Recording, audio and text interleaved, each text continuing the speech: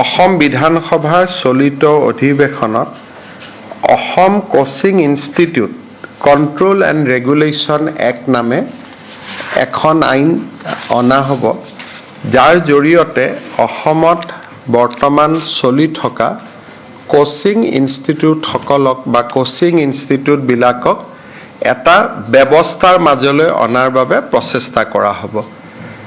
যিটো mushroom growth of coaching institute বুলি কোৱা হয়, যেনেকৈ হকে বিহকে খুলিছে, তাক অলপমান নিয়ন্ত্ৰণ কৰি আমি এখন আইন বিধানসভাত প্ৰস্তুত কৰিম। এতিয়াৰ পৰা অসমত nursing college, dental college, pharmacy institute এইবিলাক খুলিবৰ বাবে প্ৰথমতে নেশ্যনেল ছিকিউৰিটি এংগুলৰ পৰা ক্লিয়াৰেন্স ল'ব লাগিব। অৰ্থাৎ ৰাষ্ট্ৰীয় নিৰাপত্তাৰ দৃষ্টিৰে এই ইনষ্টিটিউটবিলাক ৰাষ্ট্ৰৰ ভাবুকিৰ নহয় বুলি গৃহ বিভাগে প্ৰমাণপত্ৰ দিয়াৰ পিছতহে আমি অসমত এতিয়াৰ পৰা নাৰ্ছিং স্কুল বা dental school, pharmacy school, laboratory technician institute এইবিলাক আমি খুলিব পাৰিম। আৰু ইয়াৰ লগে লগে এই ইনষ্টিটিউটবিলাকে ৰাষ্ট্ৰৰ ধৰ্ম নিৰপেক্ষ নীতি মানিব লাগিব, প্ৰত্যক্ষ বা পৰোক্ষভাৱে ধৰ্মান্তৰকৰণৰ লগত নিজক জড়িত কৰিব নোৱাৰিব। যিটো প্ৰাইভেট ইউনিভাৰ্চিটি বিল আনিছিলোঁ, আজি সেই একেটা বিল আমি শংকৰদেৱ ইউনিভাৰ্চিটি অফ হেল্থ ছায়েন্সত আনিছোঁ, যাতে ইউনিভাৰ্চিটিয়ে এফিলিয়েশ্যন দিয়াৰ আগতে এই নিয়মকেইটা পালন কৰে। আজি কেবিনেটত আৰু এটা আমি সিদ্ধান্ত লৈছোঁ, যিটো আমাৰ ভৱিষ্যতৰ কাৰণে খুব ইম্পৰ্টেণ্ট। সেইটো হ'ল যে অসমৰ মেডিকেল কলেজ এণ্ট্ৰেন্স এক্সামিনেশ্যনক লৈ আমাৰ কিছু ৰাইজৰ মাজত চিন্তা চৰ্চা এটা চলি আছিলে ইমান দিনে। বহুকেইজন মেডিকেল কলেজৰ প্ৰফেচাৰে আমাক কৈছে যে যিবিলাক ষ্টুডেণ্ট এডমিশ্যন হৈছে, বহুত নম্বৰ পাইছে, কিন্তু তেওঁলোকৰ ব্যৱহাৰিক বা শৈক্ষিক জ্ঞান একেবাৰে সীমিত। ইমান ডাঙৰ কম্পিটিশ্যনত তেওঁলোকে ছিট পায়, কিন্তু যিমান মেৰিটৰিয়াছ বুলি ভবা যায়, কলেজত তেওঁলোকক সিমান মেৰিটৰিয়াছ বুলি দেখা নাযায়। এই বিষয়টো আমি স্পেচিয়েল ব্ৰাঞ্চক আজি 1.5 বছৰমানৰ পৰা ইনকুৱাৰী কৰাৰ কাৰণে আমি নিৰ্দেশ দিছিলোঁ।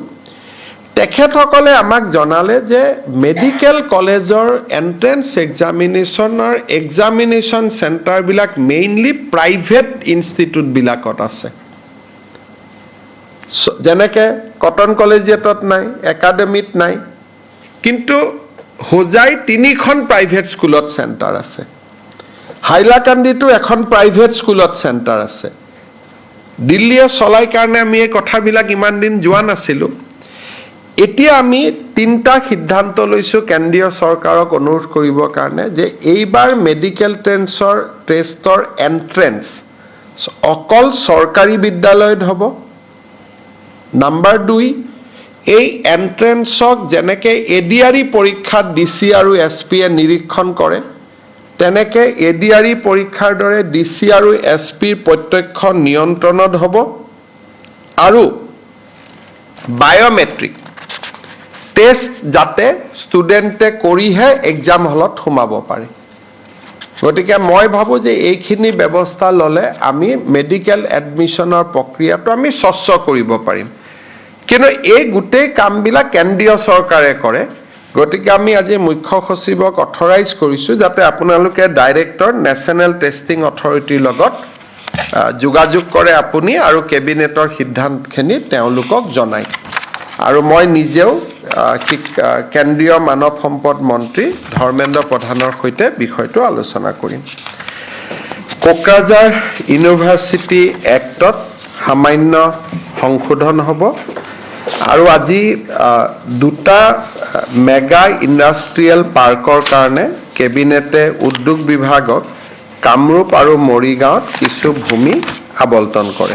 এক্ৰেডিটেড ড্ৰাইভাৰ ট্ৰেইনিং চেণ্টাৰ আৰু অট'মেটেড ড্ৰাইভিং টেষ্টিং ট্ৰেক, অৰ্থাৎ এটা ডাঙৰ টেষ্টিং ট্ৰেক থাকিব, তাতে মেচিন বা বিভিন্ন ব্যৱস্থা থাকিব, লাইচেঞ্চ যাক লাগিব তেওঁলোক তাতে পৰীক্ষা দিব, আৰু তেওঁলোকক এই ইনষ্টিটিউটখনে লাইচেন্স দি দিব, তাত আৰু দ্বিতীয় চহীৰ কোনো প্ৰয়োজন নহ'ব।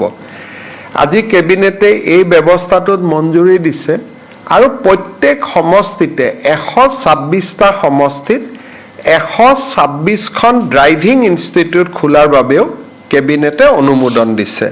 আমাৰ অসমৰ যিকোনো যুৱকে চৰকাৰৰ পৰা আবেদন কৰি এই ড্ৰাইভিং ট্ৰেইনিং ইনষ্টিটিউটৰ বাবে মঞ্জুৰি ল'ব পাৰিব।